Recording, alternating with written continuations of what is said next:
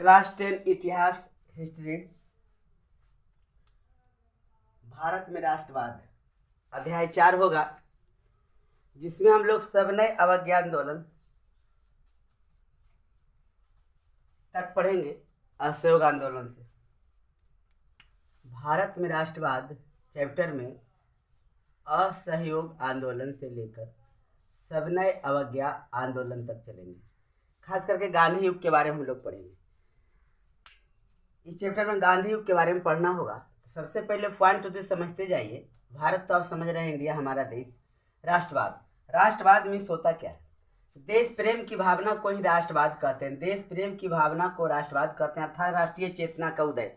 राष्ट्रीय चेतना का उदय होना ही राष्ट्रवाद की भावना का पनपना होता है, जिसमें राजनीतिक, आर्थिक, राजनैतिक एवं सांस्कृतिक एकता की भावना होती है। राजनीतिक समझ रहे होंगे, आर्थिक समझ रहे होंगे, सामाजिक समझ रहे होंगे, सांस्कृतिक कल्चर संस्कृति हमारी समझ रहे होंगे। इसकी एकता की भावना, यानी एक देश एक राष्ट्र पर मर मिटने के लिए अगर भावना वहाँ के नागरिकों में, राष्ट्रवासियों में आ जाए, तो हम कह सकते हैं कि वहाँ राष्ट्रवाद की भावना पनप गई। हमारा देश जो भारतवर्ष है, यहाँ जो राष्ट्रवाद का उदय हुआ 19वीं शताब्दी, यानी 1857 के बाद, जिसे 19वीं शताब्दी कहा जाता है, कि उत्तरार्ध में। लेकिन ऐसा नहीं कि उसके पहले राष्ट्रवाद की भावना नहीं थी। जैसा कि इतिहास आप लोग पढ़े होंगे 7, 6, 8 में, 9th में, कि हमारे देश में अंग्रेजी शासन, ब्रिटिश शासन के पहले, यानी पुर्तगाली, स्पेन, उपनिवेशवाद के पहले भी विदेशी आक्रमण होते रहे थे। मुगलों का शासन था। बाबर भी दूसरे देश से आकर यहाँ अपना साम्राज्य स्थापित किया। लूटपाट होता रहा। भारत एक सोने की चिड़िया कहे जाने वाली देश कंगाल बन गया, गरीब बन गया। इतनी फूट हो गई, छोटे छोटे राज्यों का उदय हो गया। 16 महाजनपद बन गए। एक दूसरे से आपस में लोग लड़ते रहते थे। राजवंश चल रहा था उस वक्त। धीरे धीरे पुर्तगाली के बाद ब्रिटिश आया। जब 1500 ईस्वी में ब्रिटिश इंडिया कंपनी की स्थापना हुई, ब्रिटिश इंडिया कंपनी की स्थापना 1500 ईस्वी में ब्रिटेन में हुई, तब जाकर के भारत में उसने सिर्फ आया था व्यापार करने के दृष्टिकोण से, लेकिन धीरे धीरे उसने उपनिवेश बसा लिया। तो अब समझना होगा आपको कि उपनिवेश होता क्या है, उपनिवेशवाद क्या है। जब कोई एक शक्तिशाली राष्ट्र, कोई एक अमीर शक्तिशाली राष्ट्र किसी दूसरे कमजोर और गरीब राष्ट्र पर अपना आर्थिक, राजनैतिक दृष्टिकोण से उस पर अधिकार कर लेता है, अपना हुकूमत, अपना शासन व्यवस्था कायम करता है, तब हम कह सकते हैं कि ऐसी व्यवस्था उपनिवेशवाद कहलाती है। हमारा देश, हमारा भारत, ब्रिटेन यानी अंग्रेजों का उपनिवेश रहा था। भारत में राष्ट्रवाद औपनिवेशिक शासन के प्रतिक्रिया स्वरूप ही हुआ। भारत में राष्ट्रवाद का जो उदय हुआ औपनिवेशिक शासन के प्रतिक्रिया स्वरूप, यानी उसके विरोध में। औपनिवेशिक शासन व्यवस्था जो थी, अर्थात अंग्रेजों की जो शासन व्यवस्था थी, उससे रुष्ट होकर उसके खिलाफ में ही भारत में राष्ट्रवाद की भावना पनपी। क्योंकि लोगों को कहीं ना कहीं ऐसा लग रहा था, भारतवासियों को, कि हमारा सांस्कृतिक, सामाजिक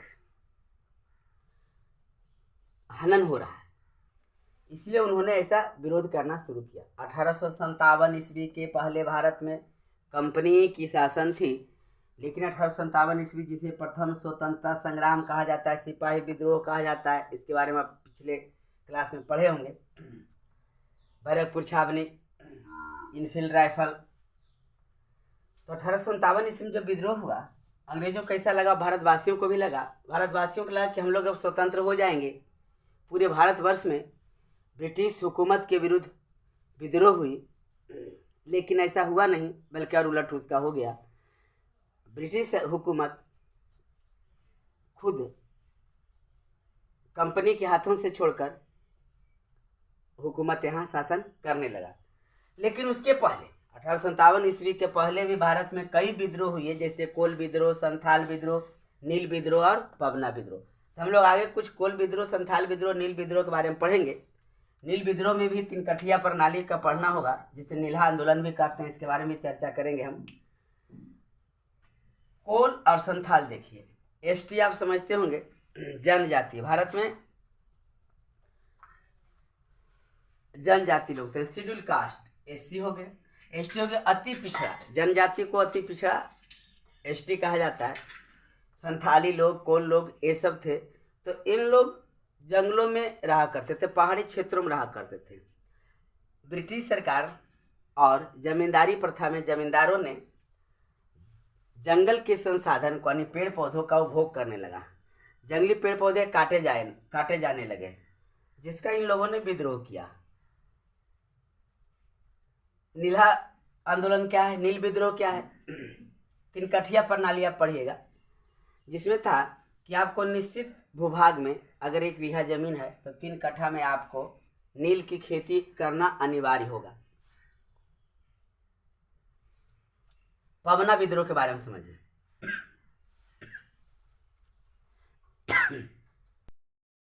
भारत में राष्ट्रवाद की भावना थी। यह हिंद चीन, जो लाओस कंबोडिया का क्षेत्र था, जिस प्रकार हिंद चीन में राष्ट्रवाद की भावना पनपी, बस उसी के तर्ज पर भारत में भी राष्ट्रवाद की भावना पनपी, यानी औपनिवेशिक शासन व्यवस्था के विरोध में उसके प्रतिक्रिया स्वरूप ही भारत में भी राष्ट्रवाद हुई। आइए पवना विद्रोह क्या है देखिए।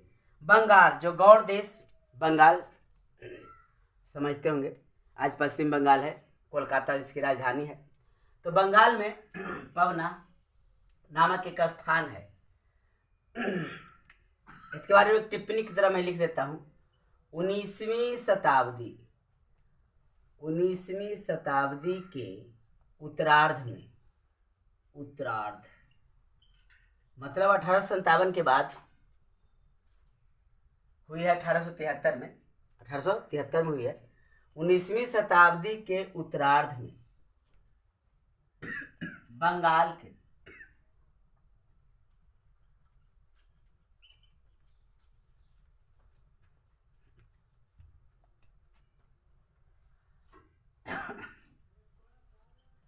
पवना नामक स्थान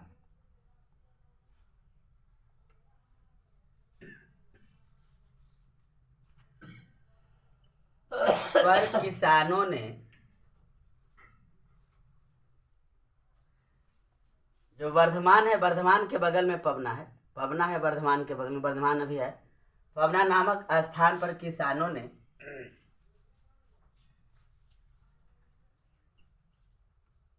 जमींदारी शोषणों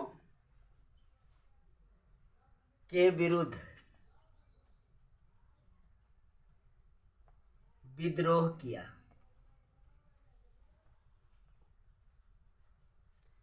पवना क्या है? स्थान का नाम है। वहां के किसानों ने जमींदारी शोषणों के विरुद्ध विद्रोह किया। ऐसा था वहां कि प्रारंभ में वहां के किसानों को यह छूट थी कि वह लगान एक फिक्स कर दिया था कि लगान अब नहीं बढ़ाई जाएगी, इतनी छूट थी वहां के किसानों को। लेकिन जमींदारों ने मनमानी करने लगे, बस इसी का विद्रोह हुआ है। पवना नामक स्थान पर किसानों ने जमींदारी शोषणों के विरुद्ध विद्रोह किया।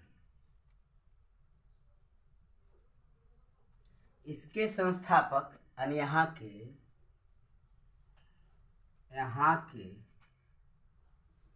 जमींदारी व्यवस्था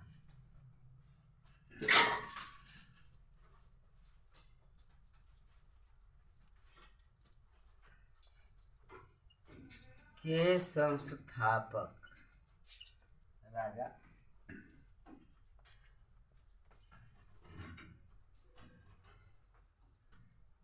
कामदेव राय। पवना आर्थिक रूप से, पवना जो क्षेत्र था, पवना क्षेत्र आर्थिक रूप से समृद्ध था, यानी खेती बाड़ी कृषि वहां अच्छी होती थी।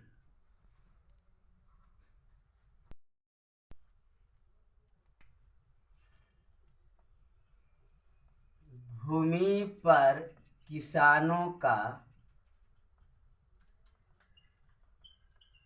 स्वामित्व था। लगान, लगान क्या होता है? खेत पर, जमीन पर जो टैक्स दी जाती है उसे लगान कहते हैं।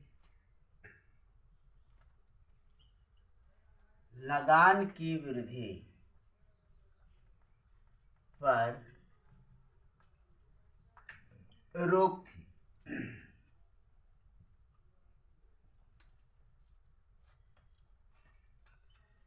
बाद में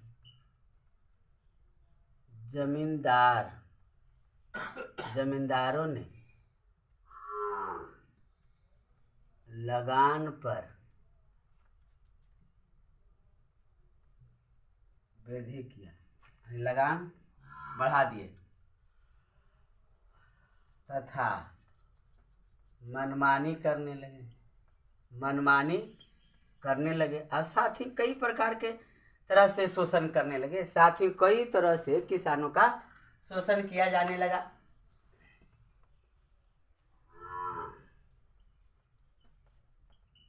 अंततः 1873 ईस्वी में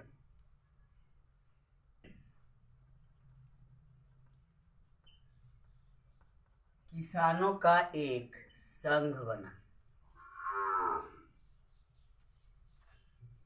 एक संघ बनाकर किसानों ने, यहाँ तक कि जो संघ बना इसमें जमींदार के लठैतों से लड़ने के लिए नवयुवक संघ बनाई गई ताकि जमींदार के लठैतों का मुकाबला किया जा सके। किसानों का एक संघ बनाकर किसानों ने जमींदारों के विरुद्ध विद्रोह किया।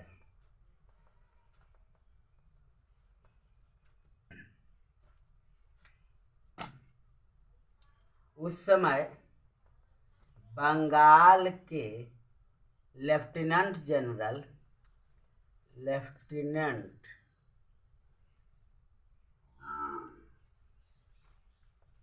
गवर्नर थे कैंपबेल ने इस संस्था को उचित ठहराया था। गवर्नर कैंपबेल ने किसानों के संगठन को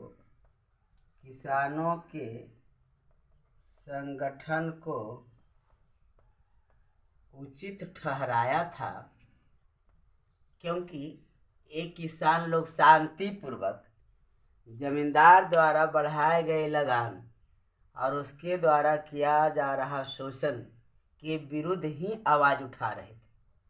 परंतु किसानों के संगठन को उचित ठहराया गया लेफ्टिनेंट गवर्नर कैंपबेल के द्वारा, परंतु वहाँ के जो जमींदार थे इस बात को नहीं माने। उचित ठहराया था, नहीं माने और पबना में जो किसान के संगठन बनाए गए थे उनसे जमींदारों के साथ विद्रोह हुई। तो जमींदार जो होते थे उन पर अप्रत्यक्ष और प्रत्यक्ष रूप से ब्रिटिश हुकूमत का ही तो कंट्रोल रहता था, नियंत्रण रहता था। तो अगर एग्जाम में आ जाए पबना विद्रोह पर टिप्पणी लिखें तो आप इस प्रकार लिख सकते हैं कि पबना एक स्थान है बंगाल में जो ही वर्धमान के आसपास है, वर्धमान अभी है ही। वहाँ 19वीं शताब्दी के उत्तरार्ध में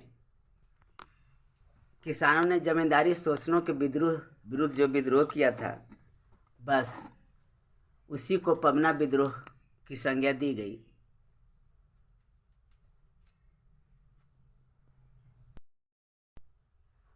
कोल विद्रोह, संथाल विद्रोह, पबना विद्रोह, इस सब के बाद आपको 1885 ईस्वी में भारतीय राष्ट्रीय कांग्रेस की स्थापना हुई जिसके संस्थापक थे ए.ओ. ह्यूम्स। भारतीय राष्ट्रीय कांग्रेस के जनक कौन थे? ए.ओ. ह्यूम्स। प्रारंभ में कांग्रेस जब दो भागों में नहीं बटा था, बाद में बट गई, उसके बारे में भी आगे चर्चा करेंगे। तो एक समझिए एक तरह से लाठी मिल गई, सहारा मिल गया राष्ट्रवाद को। राष्ट्रवाद एक ऐसी भावना थी जिसके कारण ही समझिए हमें स्वतंत्रता मिली है। क्योंकि गांधी जी का कहना था कि अगर ब्रिटिश हुकूमत भारत में शासन कर रहा है, हमें गुलाम बनाए हुए है, तो इसका एक ही कारण है कि हम भारतवासी लोग उसे सहयोग कर रहे हैं। जिस दिन सहयोग करना छोड़ देंगे, ब्रिटिश हुकूमत भारत से खत्म हो जाएगा, समाप्त हो जाएगा। तभी तो उन्होंने असहयोग आंदोलन चलाया। उसी को तो कहा गया असहयोग आंदोलन। जब गांधी जी पहले ब्रिटेन गए पढ़ने के लिए, इंग्लैंड गए, वहाँ से वकालत की पढ़ाई करके लौटते हैं, तो दक्षिण अफ्रीका जाते हैं वकालत के सिलसिले में। तब उन्हें रंगभेद पता चलता है। वहाँ से जैसे ही लौटते हैं भारत, तो तब तक वे परिपक्व हो चुके थे। उन्हें लगा कि हमारे देश में कहीं ना कहीं अंग्रेज लोग जुल्म कर रहा है हम भारतवासियों पर, हमारा देश और विकास करेगा, यहाँ की संस्कृति, राजनीतिक, आर्थिक व्यवस्था चौपट हो रही है। तब उन्हें एक चीज़ दिमाग में आया, असहयोग। लेकिन उन्होंने सत्याग्रह की नीति अपनाई, सत्य और अहिंसा की नीति अपनाई, क्योंकि उनका मानना था कि हम अपने मांग को अहिंसक होकर सत्य की राह पर चलकर पूरा करवा सकते हैं। उन्हें ऐसा लगा और हुआ भी। तो 1919 से 1947 तक की काल गांधी युग के नाम से विख्यात होता है, और यही निर्णायक भूमिका थी गांधी जी का। 1919 से 1947, 15 अगस्त 1947 को भारत आज़ाद हुई, तो 1919 से 1947 तक महात्मा गांधी ने भारत की स्वतंत्रता के लिए अहम भूमिका निभाई, सबसे आगे लीडरशिप किए। इसके दौरान उन्होंने 3 सशक्त आंदोलन चलाए। असहयोग आंदोलन 1920 से 1922 तक। चलिए मैं इसमें आपको आगे बताऊंगा, हमें तो पढ़ना ही सारे आंदोलन के बारे में। असहयोग आंदोलन क्या थी पहले वह जान ले, वह क्यों बंद हुई, चौरी चौरा कांड क्या है, कैसे 22 लोग को फ्राई कर दिया गया फरवरी में, ये सारा कुछ हम बताएंगे। फिर सविनय अवज्ञा आंदोलन 1930 से 34 तक, फिर भारत छोड़ो आंदोलन 1942 में चली। ये तीनों आंदोलन गांधी जी की देन है, जिसके कारण भारत में राष्ट्रवाद की भावना इतनी पनप गई, लोगों में अंग्रेजों के खिलाफ मरने के लिए लोग तैयार हो गए, एकजुटता हो गई, गांव से लेकर शहरों तक, गांव में भी लोग, शहरों में भी लोग, जनजाति लोग भी, भील लोग जो रहते थे जंगलों में, उन लोगों ने भी अंग्रेज के खिलाफ, अंग्रेज के विरुद्ध आवाज़ उठाना शुरू कर दिए और विद्रोह किए। इतना बात आपको समझ में आ गई होगी। 1885 में भारतीय राष्ट्रीय कांग्रेस की स्थापना हुई। किनके नेतृत्व में? A.O. ह्यूम्स के नेतृत्व में। A.O. ह्यूम्स के नेतृत्व में, यानी भारतीय राष्ट्रीय कांग्रेस के इन्हें जनक कहा जाता है, A.O. ह्यूम्स को।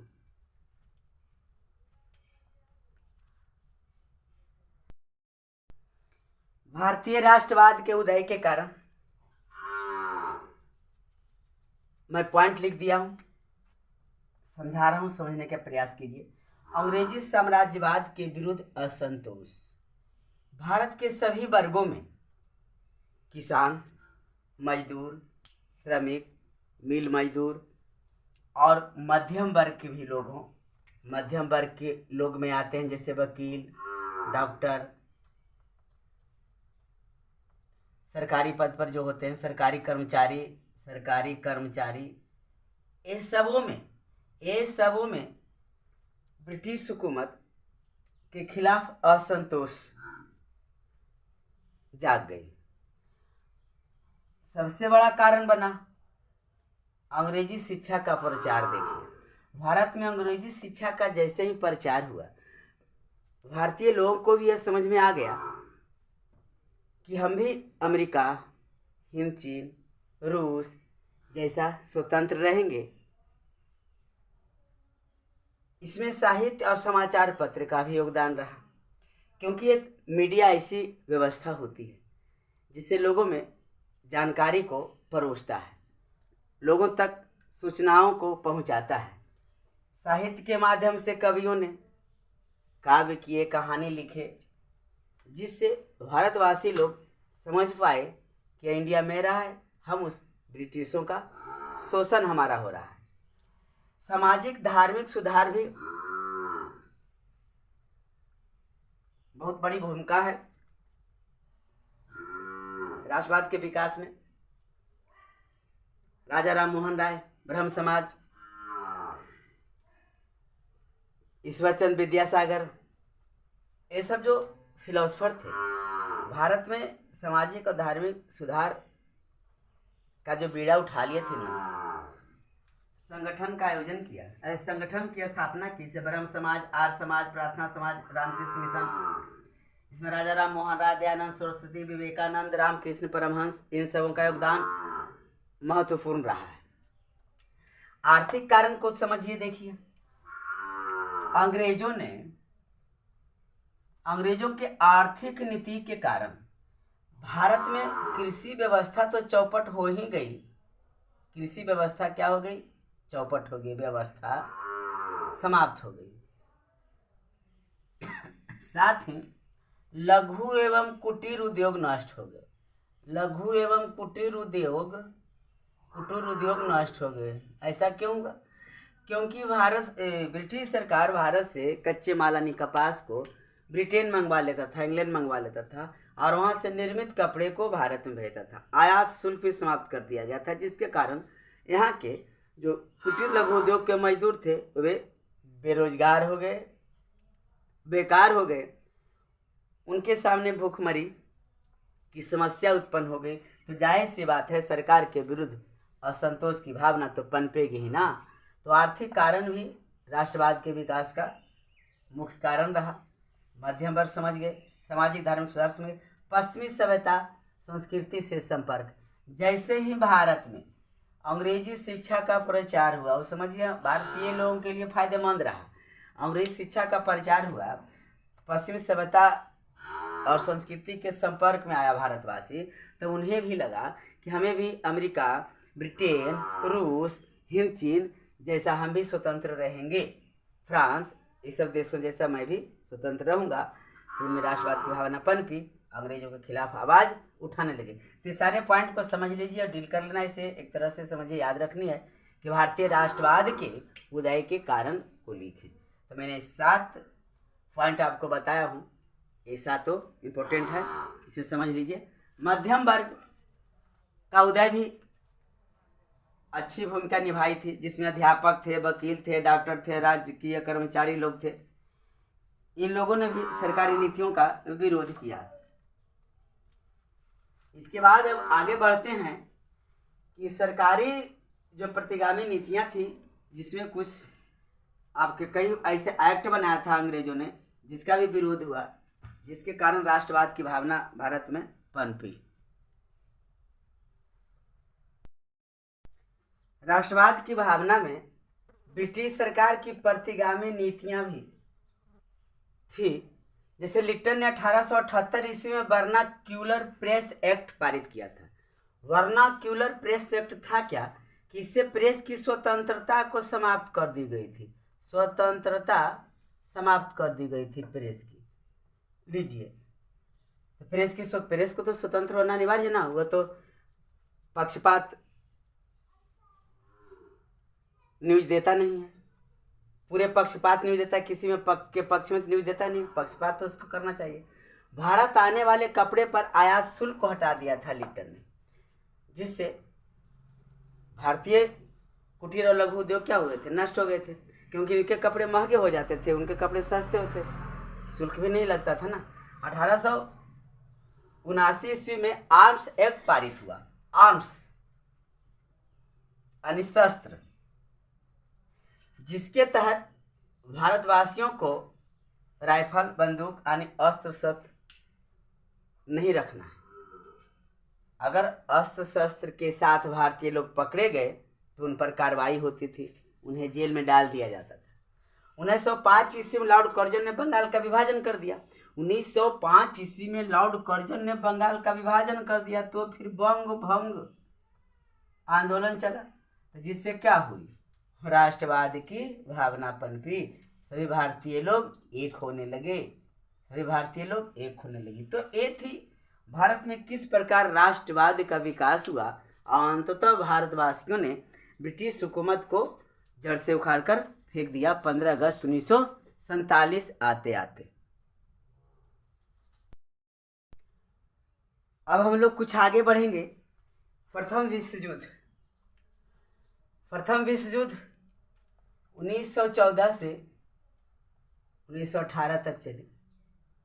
1914 में आरंभ हुई और 1918 में समाप्त हुई। प्रथम विश्व युद्ध में 2 गुटों ने भाग लिया। वैसे युद्ध प्रारंभ होती 2 गुट के साथ ही और धीरे धीरे दोनों गुटों को कुछ राष्ट्र मदद करते चले जाते हैं। तो विश्व लेवल पर, वर्ल्ड लेवल पर जब युद्ध छिड़ जाती है, अधिकांश देश उसमें शामिल हो जाते हैं, तो समझा जाता है कि उसे विश्व युद्ध की संज्ञा दी जाती है, वर्ल्ड वार की संज्ञा दी जाती है। तो ये 2 गुट कौन कौन थे? धुरी राष्ट्र यानी केंद्रीय शक्तियां में थे जर्मनी, ऑस्ट्रिया हंगरी, ऑटोमन साम्राज्य और बुल्गारिया। ऑटोमन साम्राज्य जो आज टर्की है यानी तुर्क है, और बुल्गारिया, ये सभी थे केंद्रीय शक्तियां में। खासकर जर्मनी इसमें प्रमुख था। मित्र राष्ट्र में ब्रिटेन, रूस, जापान और फ्रांस। प्रारंभ में 1916 तक, 14 से लेकर 16 तक यही 4 देश शामिल थे, ब्रिटेन, रूस, जापान और फ्रांस। अमेरिका तो 1917 में जाकर शामिल हुआ है। 1917 में जाकर अमेरिका शामिल हुआ। 1917 ईस्वी में अमेरिका शामिल हुआ, तब जाकर के प्रथम विश्व युद्ध बंद हुई। वर्साई की संधि के द्वारा जर्मनी के साथ किया गया, उससे भी हम लोग बताएंगे कि वर्साई की संधि में ही द्वितीय विश्व युद्ध के बीच छुपे थे। और वर्साई की संधि थी क्या, किस प्रकार जर्मनी को तीनों दृष्टिकोण से, आर्थिक, सामाजिक, राजनीतिक दृष्टिकोण से, सैनिक दृष्टिकोण से, आर्थिक, राजनीतिक और सैनिक दृष्टिकोण से पंगु बना दिया गया था, किस प्रकार उसका लाभ हिटलर ने उठाया और द्वितीय विश्व युद्ध का कारण बन गया, जिससे इसके बारे में हम आगे पढ़ेंगे। फिलहाल अभी इस पॉइंट को समझिए कि प्रथम विश्व युद्ध 1914 में प्रारंभ हुई, क्या इसे भारत इसमें शामिल कहीं नहीं, देखिए, लेकिन भारत पर भी गुप्त रूप से इसका असर पड़ा प्रथम विश्व युद्ध का, क्योंकि अंग्रेजों ने, ब्रिटिश सरकारों ने जबरदस्ती सेना में भारतीय लोगों को शामिल किया था। और अंग्रेजों का कहना था, ब्रिटिश हुकूमत का कहना था, जो भी यहाँ वायसराय होते थे उनका कहना था कि प्रथम इस विश्व युद्ध में कांग्रेस की स्थापना भी हो गई थी 1885 में। कांग्रेस के लीडरों से कहते थे कि आप लोग हमें सहायता दीजिए, साथ दीजिए वर्ल्ड वार में, कहता था ब्रिटेन, तो हम आपको स्वतंत्र कर देंगे। परंतु आगे क्या हुई इसे हम लोग जानेंगे। अमेरिका शामिल होता है 1917 ईस्वी में। उसके शामिल होते ही विश्व युद्ध, प्रथम विश्व युद्ध समाप्त हो जाती है 18 में। फिर जाकर राष्ट्रसंघ की स्थापना होती है। ये सारा कुछ पढ़ना है। प्रथम विश्व युद्ध औद्योगिक क्रांति के परिणाम स्वरूप उत्पन्न औपनिवेशिक व्यवस्था बनाए रखने के कारण हुई। प्रथम विश्व युद्ध जो है, इसका मुख्य कारण मात्र एक ही है, वह है औद्योगिक क्रांति। औद्योगिक क्रांति सर्वप्रथम इंग्लैंड यानी ब्रिटेन में ही हुई। सर्वप्रथम इंग्लैंड में होती है औद्योगिक क्रांति। तो औद्योगिक क्रांति होने के साथ वहाँ कच्चे माल की आवश्यकता पड़ गई। तो कच्चे माल को कहीं ना कहीं सस्ते में वो लाना चाहेगा, तो विश्व के अन्य क्षेत्र की खोज हुई जहाँ से वह कच्चे माल ला सके। वहाँ पर वह अगर अपना प्रभुत्व स्थापित कर लेगा, अरे होड़ सी मच गई। विश्व के अन्य क्षेत्रों को जीतने में कच्चे माल लाना है, मजदूर को लाना है और निर्मित माल को भी बेचना है। निर्मित माल बेचने के लिए भी एक देश दूसरे देश से लड़ गए कि इस देश में सिर्फ मेरा और मेरा ही वस्तुएं, प्रोडक्ट बिकेंगे। इसी उद्देश्य से देखते हैं चाइना में खुले द्वार की नीति भी अपनाई गई। मुझे भी की भी नीति अपनाई गई चाइना में, यानी चीन में। पुर्तगाल, फ्रांस, स्पेन, ब्रिटेन, ये सब सभी औपनिवेशिक राष्ट्र थे जो किसी दूसरे राष्ट्र पर जाकर अपना औपनिवेशिक व्यवस्था कायम करते थे उपनिवेश बसाकर। औद्योगिक क्रांति के परिणाम स्वरूप उत्पन्न औपनिवेशिक व्यवस्था को बनाए रखने के लिए ही विश्व युद्ध हुई, प्रथम विश्व युद्ध हुई। प्रथम विश्व युद्ध का भारत पर क्या प्रभाव पड़ा, उसका परिणाम क्या हुआ? गुप्त रूप से पड़ा, क्योंकि प्रथम विश्व युद्ध में जबरदस्ती गांव से, शहर से जवानों को सेना में भर्ती किया गया, जिससे लोगों के परिवार में रोष था, गुस्सा था अंग्रेजों के विरुद्ध। युद्ध में काफ़ी जान माल का नुकसान हुआ, उसकी भरपाई भारत सरकार को करना पड़ा, जिसके कारण भारत में लगान, आयात शुल्क, टैक्स बढ़ा दिए गए, कर बढ़ा दिए गए। लोगों में सरकार के विरुद्ध गुस्सा उत्पन्न हुई, जिसके फलस्वरूप ही कई क्रांतिकारी गतिविधियां यानी कई क्रांतिकारी संगठन का गठन हुआ। जैसे गदर पार्टी की स्थापना लाला हरदयाल ने 1913 ईस्वी में ही कर दिए थे, परंतु 1914 के बाद वह प्रभाव में आया। 1914 में स्वाधीनता समिति की भी स्थापना हुई। संवैधानिक सुधारों की घोषणा सरकार के द्वारा किया गया। जब भारतीय लोग इसका विरोध करने लगे, प्रथम विश्व युद्ध 1918 में समाप्त हुई। उसके बाद जब भारतीय लोग अपनी मांग को रखने लगे कि आप लोग हमें छोड़ दीजिए, स्वतंत्र कर दीजिए, तब फिर से एक चाल खेल गया अंग्रेज लोग। तो संवैधानिक सुधार लाया, उसने कुछ सुधार लाया, भारतीय लोगों की कुछ मांगों को उसने पूर्ण किया या सिर्फ वादा किया, जिसे कहते हैं भारत सरकार अधिनियम 1919 ईस्वी में। राष्ट्रवादी गतिविधियों में वृद्धि होने लगी, जिसके अंतर्गत लखनऊ समझौता है, जिसमें कांग्रेस और मुस्लिम लीग और कांग्रेस के दोनों के बीच समझौता होती है। लखनऊ पैक्ट के नाम से वह जाना जाता है। ये 1916 ईस्वी में। इतना जान लेने के बाद अब हम लोग बढ़ेंगे गांधी युग के बारे में, क्योंकि अब उनका पदार्पण हो जाएगा 1919 के बाद, जो कि इस चैप्टर का किडनी है, हार्ट है, मुख्य भूमिका निभाए हैं गांधी जी। इस चैप्टर में उन्हीं के बारे में, उन्हीं के कार्य के बारे में बताया गया है, जिसे गांधी युग कहते हैं। अब भारत के राष्ट्रवाद और भारत के जो अंग्रेजों के खिलाफ आंदोलन थी, उसमें एक महान नायक की एंट्री होती है, जिनका नाम है महात्मा गांधी, जिनका जन्म 2 अक्टूबर 1869 को गुजरात में पोरबंदर नामक शहर में होता है। पोरबंदर नामक स्थान गुजरात, जन्म 2 अक्टूबर 1869 को होता है। उनकी उच्च शिक्षा की पढ़ाई ब्रिटेन में हुई। इंग्लैंड से वापस लौटने के बाद वो एक वकालत के सिलसिले से साउथ अफ्रीका जाते हैं, दक्षिण अफ्रीका जाते हैं, जहां उन्हें रंगभेद की नीति का सामना करना पड़ता है। सबसे पहले उन्होंने अपना प्रयोग समझिए तो अफ्रीका में ही कर लिए थे। जब अफ्रीका से लौटते हैं भारत वापस 1915 ईस्वी में, तो 1917 ईस्वी में चंपारण में अंग्रेजों द्वारा तिनकठिया प्रणाली लगा दी गई थी, जिसमें किसानों को जबरदस्ती एक तिहाई भाग में नील की खेती करना होता था, जिसका किसान लोग विरोध कर रहे थे।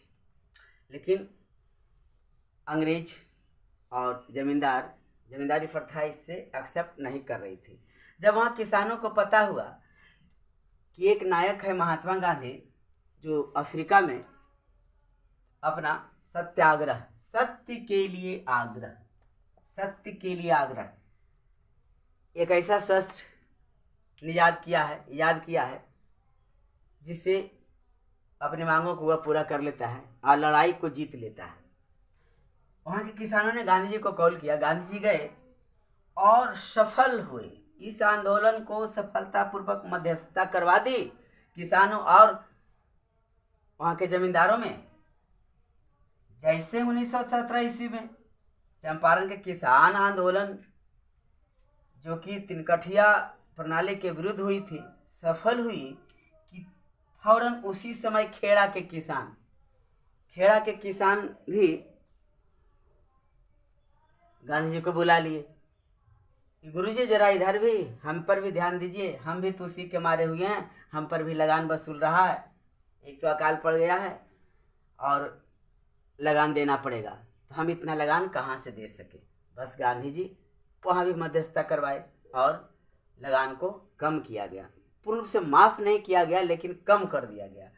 बस कुछ ही समय बाद, कुछ महीनों के बाद अहमदाबाद के मिल मजदूर का आंदोलन हुआ। वहाँ क्या था, जैसे अभी कुछ समय पहले पूरे वर्ल्ड में कोरोना नामक वायरस का कहर था, वैसे ही प्लेग हो गई थी। तो मजदूर मिल छोड़कर भाग रहे थे, उद्योग बंद हो रहा था। तो मिल मालिकों ने ऐसा घोषणा किया कि जो काम करेंगे इस प्लेग महामारी फैला हुआ है जिसमें भी, उन्हें प्लेग बोनस दिया जाएगा, यानी अलग से आपको पेमेंट, मेहनताना मजदूरी दी जाएगी। अब कुछ समय तक दिया भी। जैसे ही प्लेग खत्म हुआ, दूसरे मजदूर काम पर वापस लौटे, तो जो मजदूर प्लेग में भी रह गए थे, कई लोगों को जान गंवानी भी पड़ी थी, उनका बोनस फिर से हटा दिया गया। बस इसी का वे मांग कर रहे थे, मिल मजदूर विरोध कर रहे थे। वहाँ भी गए गांधी जी और अपना सत्याग्रह को सफल बनाए। तो गांधी जी द्वारा चलाया गया सत्याग्रह जो 3 थे, चंपारण, खेड़ा और अहमदाबाद। 1918 मिल मजदूर का आंदोलन था और 1917 में खेड़ा और चंपारण किसानों का आंदोलन था, जिसमें आप चंपारण में समझ लीजिए तिनकठिया प्रणाली के विरुद्ध थी। अब सत्याग्रह जैसे ही सफल हुआ गांधी जी को, कि गांधी जी का नाम पूरे भारतवर्ष में बच्चे बच्चे, बूढ़े बूढ़े, बूढ़े से बूढ़े लोग जानने लगे कि महात्मा गांधी भी कोई हैं जो हमें इन अंग्रेजों से मुक्ति दिला सकते हैं।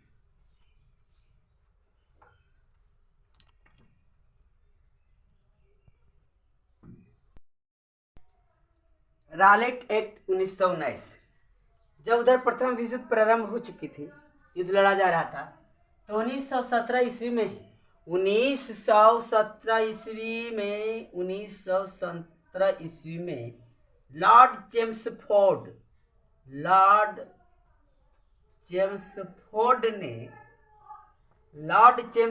में जब प्रथम विश्व युद्ध चल रहा था, समाप्त नहीं हुआ था, तो 1917 ईस्वी में ही, क्योंकि भारत में तो क्रांतिकारी लोग अंग्रेजों के खिलाफ आवाज़ उठा ही रहे थे, गतिविधियां चला ही रहे थे।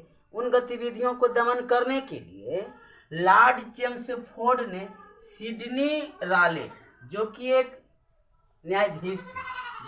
न्यायाधीश थे, चेम्सफोर्ड ने न्यायाधीश सिडनी रॉलेट, नाम है, सिडनी रॉलेट की अध्यक्षता में एक समिति, राजद्रोह समिति की स्थापना किया, गठन करवा दिया।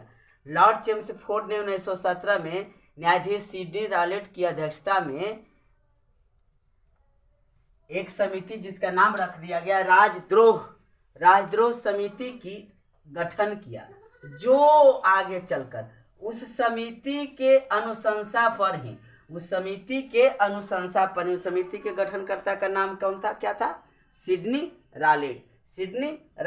1917 में उस समिति के अनुशंसा पर ही 1919 ईस्वी में भारतीय लोगों के खिलाफ क्रांतिकारियों को दमन करने के लिए एक दमनकारी नीति बनाई गई, कानून पास किया गया, रखा गया, नाम क्या, रॉलेट एक्ट, रॉलेट कानून, जो कि काला कानून के नाम से भी विख्यात हुआ, क्योंकि इस कानून के तहत बिना सुनवाई किए, बिना ट्रायल किए कैदियों को, राजनीतिक कैदियों को 2 वर्ष तक सजा दिया जा सकता था, उन्हें बंदी बनाई जा सकती थी।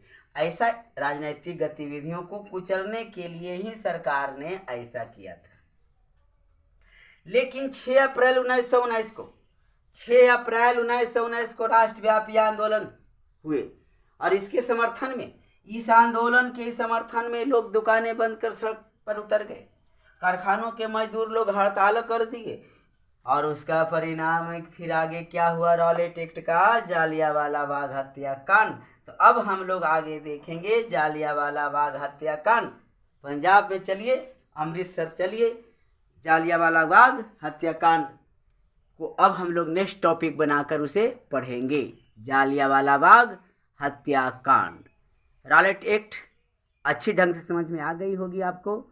गवर्नर जनरल लॉर्ड चेम्सफोर्ड ने 1917 ईस्वी में न्यायाधीश सिडनी रॉलेट की अध्यक्षता में राजद्रोह समिति का गठन किया। इसी समिति की अनुशंसा पर 1919 ईस्वी में रॉलेट एक्ट पारित हुआ, जिसके तहत राजनीतिक कैदियों को बिना सुनवाई किए हुए 2 वर्ष तक उन्हें सजा दी जाने लगी। 6 अप्रैल 1919 को राष्ट्रव्यापी आंदोलन हुआ, परिणाम जिसका क्या निकला, जालियांवाला बाग हत्याकांड। अब उसके बारे में हम लोग समझते हैं। जालियांवाला बाग हत्याकांड पर टिप्पणी लिखने के लिए एग्जाम में आता है। जालियांवाला बाग हत्याकांड क्या है उसको समझिए। पंजाब राज्य है, पंजाब 5 नदियों वाला राज्य, जिसका एक शहर अमृतसर है। अमृतसर में जालियांवाला बाग है, जो बाउंड्री किया हुआ है, चारों ओर से 4 दीवारी से घिरा हुआ है और एक गेट है वहाँ, संकीर्ण गेट।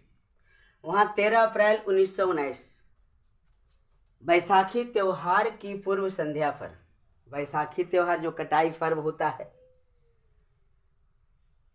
हार्वेस्ट फेस्टिवल, उसकी पूर्व संध्या जो 14 अप्रैल को मनाई जाती है पंजाब में बड़े धूमधाम से, उसकी पूर्व संध्या ने 13 अप्रैल को जालियांवाला बाग में रॉलेट एक्ट और वहाँ के पंजाब के गद्दावर और प्रसिद्ध क्रांतिकारी सत्यपाल और सैफुद्दीन किचलू की गिरफ्तारी के विरोध में लोग एकत्र हुए थे, जमा हुए थे जालियांवाला बाग में कि हमें आगे क्या करना है, सतपाल और सैफुद्दीन किचलू को किस प्रकार रिहा करवाना है और रॉलेट एक्ट नामक कानून खत्म हो, रॉलेट नामक कानून समाप्त किया जाए। इसके लिए लोग एकत्र हुए थे, सभा का आयोजन किया गया था जालियांवाला बाग में। इसकी खबर कहता ना, घर की भेदी लंका डाहे, यानी विभीषण का काम किया। जो काम रामायण में विभीषण ने किया था वही काम जालियांवाला बाग हत्याकांड में हंसराज ने कर दिया। गुप्त रूप से बैठक हो रही थी, लेकिन हंसराज नामक व्यक्ति ने पंजाब के तत्कालीन गवर्नर जनरल ओ डायर को, उस समय पंजाब के गवर्नर जनरल कौन थे, ओ डायर को इसकी सूचना दे दी। ओ डायर ने गोरखा रेजिमेंट के जनरल आर डायर को इसका खबर किया। बस गोरखा रेजिमेंट के आर डायर ने अपनी बटालियन को लेकर जालियांवाला बाग पहुंच गए और बिना सूचित किए हुए, बिना खबर दिए हुए अंधाधुंध गोली फायरिंग कर दिया। गोलियां चलाने का आदेश भी दिया, खुद भी चलाए। सरकारी रिपोर्ट के अनुसार 379 लोग मारे गए हैं, 379 लोग मारे गए सरकारी रिपोर्ट के अनुसार, परंतु हजारों की संख्या में लोग मारे गए और 10,000 से भी अधिक लोग घायल हुए। यहाँ तक कि अपनी जान बचाने के लिए जालियांवाला बाग में कुआं है, कुएं में लोग कूदने लगे, दबकर मर गए। कुआं में भी गोली चलाई गई, गोली के निशान अभी कुएं के दीवारों पर दिखता है। जब जनरल आर डायर ये निर्मम हत्या करके वापस लौट रहा था, जालियांवाला बाग से निकल रहा था, लाशों पर से वो कुचलते हुए जा रहा था, मुस्कुराते हुए, हंसते हुए, और एक 7 साल का बालक इस चीज को देख रहा था, इस घटना को अपनी आंखों से देखा। उसी दिन उसने ठान लिया था कि मैं इसका बदला लूंगा, यानी आर डायर की हत्या करके लूंगा। जब वह बड़ा हुआ, उसका नाम था उधम सिंह। उधम सिंह जब बड़े हुए तो ओ डायर आ डायर की मारने की कसम जो खाए थे, इसकी पूर्ति करने के लिए वह चल दिए इंग्लैंड, क्योंकि आर डायर ओ डायर को इंग्लैंड बुला लिया गया था। तो आर डायर की थी कुछ वर्षों बाद मृत्यु हो जाती है, लेकिन ओ डायर को जाकर उधम सिंह ने मार दिया, और मारने के बाद कहा चलो मैंने अपना कसम पूरा कर लिया। तो ऐसे थे एक उधम सिंह, जो यही तो देश प्रेम है, यही तो राष्ट्रवाद है। जालियांवाला बाग हत्याकांड पर टिप्पणी आए तो आपको इतना लिख लेना है। इस हत्याकांड के बाद क्या क्या घटनाएं हुई, जैसे महात्मा गांधी ने दक्षिण अफ्रीका में एम्बुलेंस सेवा उपलब्ध करवाए थे, जिसके कारण ब्रिटिश सरकार ने उन्हें कैसरे हिंद की उपाधि दी थी। कैसरे हिंद की उपाधि दी थी, क्यों दी थी, यहाँ से भी क्वेश्चन आता है। गांधी जी को कैसरे हिंद की उपाधि क्यों मिली थी, तो दक्षिण अफ्रीका में एम्बुलेंस सेवा उपलब्ध कराने के कारण। तो आप टिप्पणी जालियांवाला बाग पर लिख लेंगे। अब हम आगे बढ़ते हैं कि जालियांवाला बाग हत्याकांड का रिजल्ट क्या हुआ, इसके बाद कौन कौन सी घटनाएं घटी, इसे हम लोग अब देखेंगे।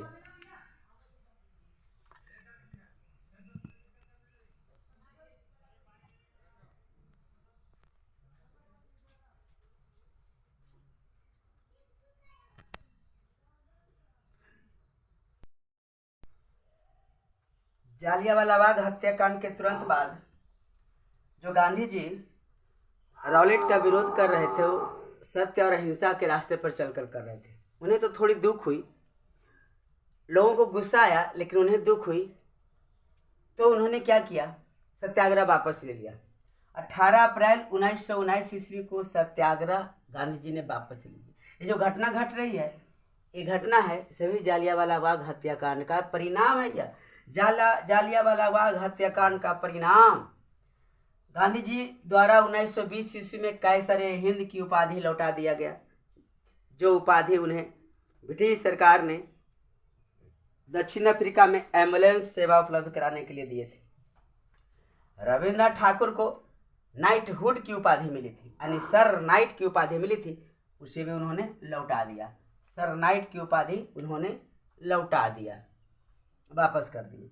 जालियांवाला बाग हत्याकांड की जांच के लिए, क्योंकि भारत की कांग्रेस और अदर समितियां भी जालियांवाला बाग हत्याकांड की जांच की मांग करने लगे, तब ब्रिटिश सरकार ने हंटर समिति का गठन किया, जो जालियांवाला बाग हत्याकांड की जांच करने लगी।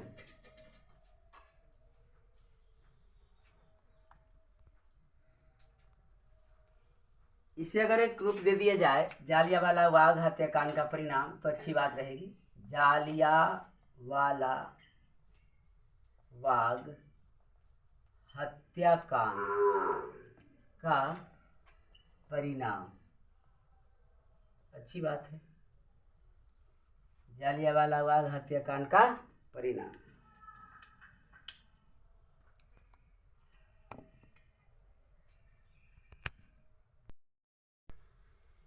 13 अप्रैल 1919 की जालियांवाला बाग हत्याकांड के बाद महात्मा गांधी ने कैसरे हिंद, रविंद्रनाथ टैगोर ने नाइटहुड की उपाधि वापस कर दी। महात्मा गांधी कहीं न कहीं सोच रहे थे कि इन सत्याग्रह आंदोलन से भी बड़ा ऐसा जन आंदोलन चलाया जाए जिसमें संपूर्ण भारतवासी भाग लें और सभी संप्रदाय के लोग हों। उसने मुसलमानों को भी इस आंदोलन में शामिल करने के बारे में सोचे। प्रथम विश्व युद्ध में केंद्रीय शक्तियां जर्मनी, ऑटोमन साम्राज्य, बुल्गारिया यानी टर्की जो आज तुर्की है, ऑटोमन साम्राज्य की हार हो गई थी। तुर्की में खलीफा हुआ करते थे। तुर्की और ऑटोमन साम्राज्य के साथ मित्र राष्ट्रों ने एक संधि किया था, जिसे इन केंद्रीय शक्ति राष्ट्र को अपमानित किया गया था। भारतीय मुसलमानों में भी इसका बहुत आक्रोश था। वे लोग चाहते थे कि तुर्की के मुसलमान और खलीफा की शक्तियों और प्रतिष्ठा को पुनर्स्थापना किया जाए। जो खलीफा के साथ दुर्व्यवहार हुआ था, मुसलमानों की शक्ति और प्रतिष्ठा का हनन हुआ था, उसका फिर से पुनर्स्थापना हो, यह भारत के मुसलमान लोग भी चाहते थे।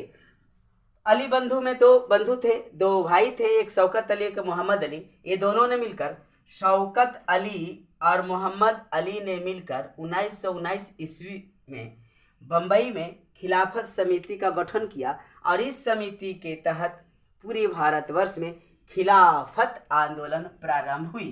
खिलाफत आंदोलन प्रारंभ हुई, जो एक प्रतिक्रियावादी आंदोलन था, क्योंकि प्रतिक्रिया, अनुक्रिया और एक प्रतिक्रिया होता है। विपरीत में जो आपने किया उसके विरुद्ध अगर हम कुछ कर रहे हैं तो प्रतिक्रिया कहलाती है। तो प्रतिक्रियावादी आंदोलन चलाई गई खिलाफत आंदोलन के रूप में। 1919 ईस्वी में अली बंधुओं ने भारत में शौकत अली और मोहम्मद अली ने मिलकर बम्बई में खिलाफत समिति का गठन किया और जगह जगह समितियां बनाई गई और पूरे भारतवर्ष में खिलाफत आंदोलन जोर शोर से चला।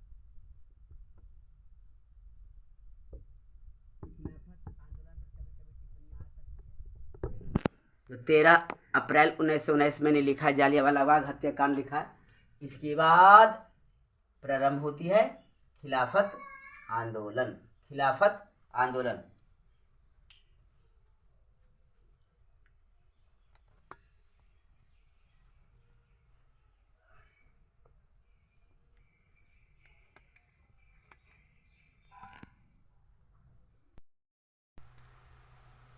जनवरी 1920 में खिलाफत आंदोलन तो प्रारंभ हो गई। जनवरी 1920 ईस्वी में हिंदुओं और मुसलमानों का प्रतिनिधिमंडल ने वायसराय से मिलकर उन्हें अपने कुछ मांगों को रखा। पहली मांग थी, इस्लाम की रक्षा के लिए खलीफा को पर्याप्त अधिकार दिया जाए। अरब प्रदेश को खलीफा के अधीन किया जाए। खलीफा को मुसलमानों के पवित्र स्थलों का संरक्षक बनाया जाए। ये 3 मांगे उन्होंने रखा। हिंदू और मुसलमान के प्रतिनिधिमंडल ने वायसराय के सामने यह 3 मांगे रखी। गांधी जी कुछ और सोच रहे थे कि खिलाफत आंदोलन को एक जन आंदोलन का रूप दिया जाए। तब उन्होंने 1 अगस्त 1920 को असहयोग आंदोलन चलाया और असहयोग आंदोलन और खिलाफत आंदोलन दोनों साथ साथ पूरे भारतवर्ष में चलने लगे, जिसमें हिंदू मुसलमान दोनों शामिल थे। लेकिन 1924 ईस्वी में तुर्की के मुस्तफ़ा कमाल पाशा, तुर्की के खलीफा थे मुस्तफ़ा कमाल पाशा, जिन्होंने खलीफा पद को ही समाप्त कर दिया। बस खलीफा पद को समाप्त करना था कि स्वतः खिलाफत आंदोलन बंद हो गई, समाप्त हो गई। खिलाफत आंदोलन समाप्त हो गई, 1919 से चली और 1924 में समाप्त हो गई।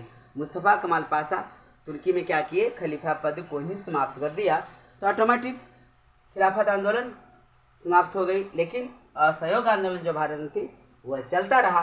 अब हम लोग असहयोग आंदोलन के बारे में पढ़ेंगे, क्योंकि 1 अगस्त 1920 से असहयोग आंदोलन निर्णय लिए थे। 1920 ईस्वी आता है कि असहयोग आंदोलन कब प्रारंभ हुई भारत में, 1920 ईस्वी में, क्योंकि वो 1 अगस्त को ऐसा सोचे, उसके बाद उस पर काम शुरू किए। खिलाफत आंदोलन की जो मांगे थी वायसराय से मिलकर 1920 में रखी गई, और जो मांगे क्या थी, 3 मांगे प्रमुख है, इसे आप ध्यान में रखेंगे। पहला मांगे थी, इस्लाम की रक्षा के लिए खलीफा को पर्याप्त अधिकार दिया जाए। अरब प्रदेश को खलीफा के अधीन किया जाए। खलीफा को मुसलमानों के पवित्र स्थलों का संरक्षक बनाया जाए।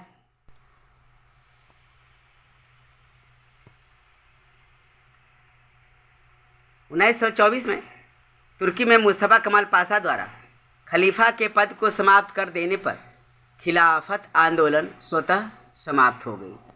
ये था खिलाफत आंदोलन के दरमियान हिंदुओं और मुसलमानों के प्रतिनिधिमंडल द्वारा सौंपी गई 3 मांगे।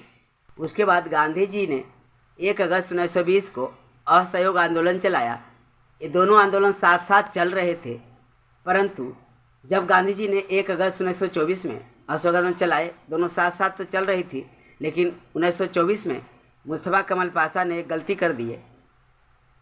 अपने समझ तो ठीक ही किए होंगे, लेकिन उन्होंने क्या किया, तो खलीफा पद को ही समाप्त कर दिया, जिससे क्या हुआ, खिलाफत आंदोलन बंद हो गई। ऐसा भी सवाल आ सकता है, खिलाफत आंदोलन समाप्त होने के कारण को लिखें, तो मुस्तफ़ा कमाल पाशा द्वारा खलीफा पद की समाप्ति ही इसका मुख्य कारण बना। अब प्रारंभ होती है असहयोग आंदोलन 1920 में। हालांकि गांधी जी ने 1909 ईस्वी में ही हिंद स्वराज नामक पुस्तक में इसका जिक्र कर चुके थे, शुरू करने का सुझाव दिए थे, परंतु बीच में प्रथम विश्व युद्ध हो जाने के कारण डिले हो गई और खिलाफत आंदोलन के साथ साथ गांधी जी ने 1920 ईस्वी में इस आंदोलन को प्रारंभ किया। सबसे पहले कलकत्ता अधिवेशन में गांधी जी ने असहयोग आंदोलन 1920 ईस्वी में कलकत्ता अधिवेशन में, कांग्रेस के कलकत्ता में जो अधिवेशन बुलाई गई, उसमें गांधी जी ने असहयोग आंदोलन आरंभ करने की प्रस्ताव को स्वीकृत करवा लिए थे। उन्हें स्वीकृति मिल गई थी और दिसंबर 1920 में नागपुर के कांग्रेस अधिवेशन ने असहयोग आंदोलन के प्रस्ताव और कार्यक्रम को स्वीकार कर लिया। साथ ही साथ राष्ट्रीय स्वतंत्रता आंदोलन के नेतृत्व को गांधी जी के हैंडओवर कर दिया गया कि आप ही राष्ट्रीय स्वतंत्रता आंदोलन का नेतृत्व कीजिए। सबसे टर्निंग पॉइंट यहाँ से हो गई गांधी जी के लिए क्या, कि दिसंबर 1920 में जो नागपुर में कांग्रेस का अधिवेशन बुलाया गया, इसमें गांधी जी द्वारा चलाए जाने वाले असहयोग आंदोलन को स्वीकृति तो मिली ही मिली, उसके कार्यक्रम को भी स्वीकार कर लिया गया और इन्हें राष्ट्रीय स्वतंत्रता आंदोलन का नेतृत्व सौंप दिया गया। तो गांधी जी ने बताया कि इस आंदोलन के अंतर्गत हमें करना क्या है, अर्थात कार्यक्रम क्या क्या थे, असहयोग आंदोलन के उद्देश्य क्या थे, उसका कार्यक्रम क्या था। सबसे पहले आइए तो स्वदेशी वस्तुओं को प्रोत्साहन देना, यानी देश निर्मित होम प्रोडक्ट, जो जैसे लघु कुटीर उद्योग द्वारा सूती वस्त्र बनाई जाती थी, जिसे खादी ग्राम उद्योग कहते हैं, तो वैसी वस्तुओं को हम इस्तेमाल करेंगे और विदेशी वस्तुओं का हम बायकॉट करेंगे, यानी बहिष्कार करेंगे। सरकारी उपाधियों और पदों को त्याग देना, अस्पृश्यता यानी छुआछूत, नशाखोरी को त्यागना इस कार्यक्रम का मुख्य मुद्दा था। इस आंदोलन का मुख्य कार्यक्रम था। इस आंदोलन का मुख्य मुद्दा क्या था कि अस्पृश्यता, नशाखोरी को समाप्त करना, स्वदेशी को अपनाना यानी स्वदेशी को प्रोत्साहन देना और विदेशी वस्तुओं को बायकॉट करना यानी बहिष्कार करना। विदेशी वस्तु का इस्तेमाल नहीं करना है और उपाधियों पदों को त्याग देना है, क्योंकि नाम ही है असहयोग। गांधी जी के दिमाग में कहीं ना कहीं खटक रही थी बात। उनसे किसी ने सवाल किया कि हम लोग ब्रिटेन के गुलाम क्यों हैं, तो गांधी जी ने बोले कि हम लोग अंग्रेज को सहयोग कर रहे हैं, इसलिए हम लोग गुलाम हैं। जिस दिन सहयोग करना छोड़ देंगे, अंग्रेज भारत छोड़कर भाग जाएगा। तब तो परिभाषित किया उन्होंने इस आंदोलन को असहयोग। सहयोग ही हमें नहीं करना है, असहयोग। सहयोग करना छोड़ देंगे अंग्रेज को कि हमारा देश स्वतंत्र हो जाएगा, अंग्रेज यहाँ से छोड़कर भाग जाएगा। यही हुआ भी, क्योंकि स्वदेशी को अपनाया गया और विदेशी वस्तुओं का बायकॉट किया गया, बहिष्कार किया गया। कितने लोगों ने अपनी उपाधियों को त्याग दिया, कितने सरकारी पद पर जो थे, जैसे मान लीजिए सुभाष चंद्र बोस त्याग पत्र दे दिए। असहयोग आंदोलन के दौरान ही कई लोग सरकारी पदों से इस्तीफा देकर असहयोग आंदोलन में कूद पड़े थे। ये सारा कुछ दिसंबर 1920 में नागपुर कांग्रेस अधिवेशन से प्राप्त हुई और तब जाकर के असहयोग आंदोलन पूर्ण रूप से पूरे देश में भर में चलाई जाने लगी। ये हो गया असहयोग आंदोलन पर एक टिप्पणी भी लिख सकते हैं आप इस प्रकार। 1920 से प्रारंभ हुई, 1922 में हुई। अब सवाल उठता है कि 1922 में समाप्त क्यों हुई। 1922 में समाप्त क्यों हुई, तो यहाँ से एक प्रश्न उठता है, चौरी चौरा कांड। एक सवाल है, चौरी चौरा कांड। उत्तर प्रदेश में एक स्टेशन है चौरी चौरा, जहाँ असहयोग आंदोलन के दौरान ही घटना घटी, जिससे मैं अब जिक्र करूँगा, बताऊँगा कि 22 फरवरी को 22 लोग फरार हो गए थे, जल गए थे, आग में जला दिया गया था। तब गांधी जी असहयोग आंदोलन को उन्होंने वापस ले लिया 1922 ईस्वी में। तब हम लोग इसके आगे बढ़ेंगे। असहयोग आंदोलन के बाद कौन कौन सी घटनाएं भारत में घटी। असहयोग आंदोलन की समाप्ति 1920 में आरंभ हुई। असहयोग आंदोलन जोर शोर से चल रही थी। 5 फरवरी 1922 को उत्तर प्रदेश, जो बिहार राज्य का पड़ोसी राज्य है, गोरखपुर के पास एक चौरी चौरा स्थान है, वहाँ पुलिस और आंदोलनकारियों के बीच झड़प हो जाती है। पुलिस ने प्रदर्शनकारियों पर गोली चला दिया, जिसके कारण प्रदर्शनकारी लोग उग्र हो गए और पुलिसों को खदेड़ा। पुलिस लोग अपनी जान बचाने के लिए चौरी चौरा के जो पुलिस स्टेशन होता है, थाना, वहाँ जाकर अपनी जान बचा ली, छुप गए। लेकिन प्रदर्शनकारी लोग बस थाना को ही फूंक दिया, सर्व के थाना को ही तेल पेट्रोल डालकर फूंक दिया। और इस प्रकार फरवरी में, यानी 5 फरवरी 1922 को, याद रखिए, फराय हो गए 22 गो फराय हो गए। फराय से फरवरी, 22 गो मर गया। तो 1922 में आराम से याद रख सकते हैं एक ट्रिक के अनुसार कि फरवरी में 22 गो फराय हो गया और असहयोग आंदोलन बंद हो गई। परंतु उग्र भीड़ कहाँ मानने वाला था, थाना को ही फूंक दिया, 22 लोगों को जिंदा जला दिया। इस घटना से आहत होकर गांधी जी ने 11 फरवरी 1922 को असहयोग आंदोलन को बंद करने का निर्णय लिया। 11 फरवरी 1922 को सिर्फ निर्णय लिया, परंतु 12 फरवरी 1922 को कांग्रेस की कार्य समिति ने गांधी जी के निर्णय को स्वीकार कर लिया। इस प्रकार 12 फरवरी 1922 ईस्वी को असहयोग आंदोलन समाप्त की गई। 11 फरवरी तो गांधी जी सोचे ही, ऐसा तो उन्होंने निर्णय ही लिया, लेकिन 12 फरवरी को जाकर के कांग्रेस की कार्य समिति ने गांधी जी के निर्णय को स्वीकार किया और असहयोग आंदोलन बंद हो गई।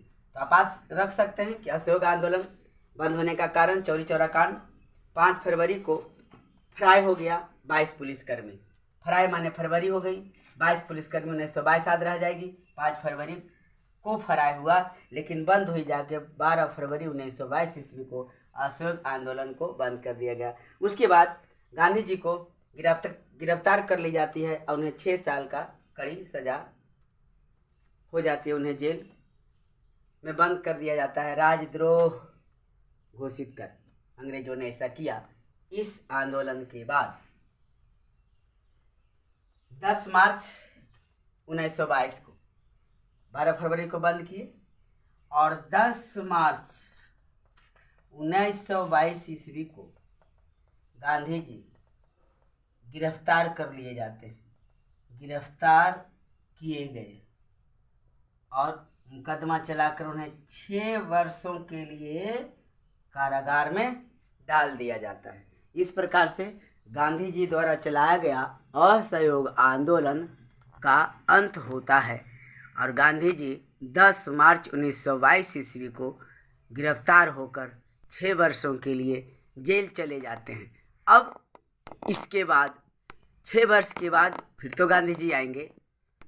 तो गांधी जी द्वारा चलाया गया 3 प्रमुख आंदोलन में अभी तो एक असहयोग आंदोलन हुई है, सविनय अवज्ञा आंदोलन, भारत छोड़ो आंदोलन तो बाकी ही है।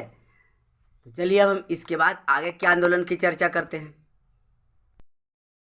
गांधी जी द्वारा असहयोग आंदोलन वापस लिए जाने के कारण कांग्रेस ने विश्व के युवा क्रांतिकारियों में असंतोष थी, लेकिन गांधी तो जेल चले गए।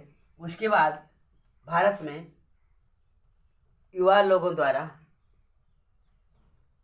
आंदोलन चलाते रहा गया, जो कि स्वतंत्रता आंदोलन ही थी। किसी न किसी रूप से अंग्रेजों को, ब्रिटिश लोगों को भारत से खदेड़ भगाना है। अब हम लोग गांधी जी द्वारा चलाए गए सविनय अवज्ञा आंदोलन, भारत छोड़ो आंदोलन, यानी हम पहुँचे हैं अभी जो 1919 से प्रारंभ हुई, अभी तक हम 1922 में पहुँचे हैं। 1922 में असहयोग आंदोलन बंद हुई। जो गांधी युग है 1947 तक जाएगा, 1947 तक पहुँचेंगे। तो सविनय अवज्ञा आंदोलन से हम नेक्स्ट लेक्चर में, नेक्स्ट वीडियो में आपको बताऊंगा वीडियो लंबी हो जाती है, इसलिए मैं 2 भाग में इस लेसन को कर दे रहा हूँ, भारत में राष्ट्रवाद का। इस वीडियो में बस इतना ही, मिलते हैं फिर नेक्स्ट वीडियो में। तब तक के लिए जय हिंद।